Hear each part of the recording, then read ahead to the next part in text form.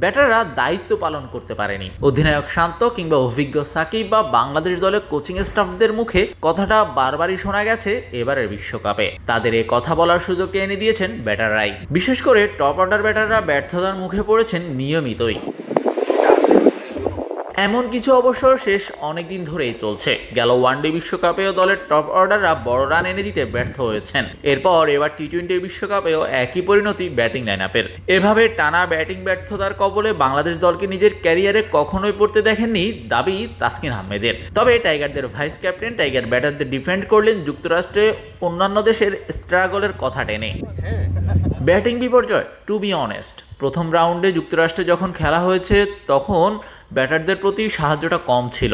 আপনি যদি পরিসংখ্যান দেখেন অন্যান্য দেশে ভুগেছে, ওখানে বোলারদের একটু সুবিধা ছিল। ওয়েস্ট ইন্ডিজে যাওয়ার পর উইকেট হয়তো কিছুটা ভালো হয়েছে, কিন্তু তাও আসলে এত লম্বা সময় ধরে ব্যাটিংয়ে বাজে সময় দেখিনি। 10 বছর ধরে খেলছি, এটা দ্রুত কাটিয়ে উঠবে দল আশা করি। তাসকিনের কথাই স্পষ্ট, শান্ত, সৌম্য, সাকিব, তানজিদ তামিম, রিয়াদ, জাকের লিটনরা বাংলাদেশের বোলারদের হতাশ করেছেন চরম মাত্রায়। শাহরিয়ার শাওন, স্পোর্টস বাংলা।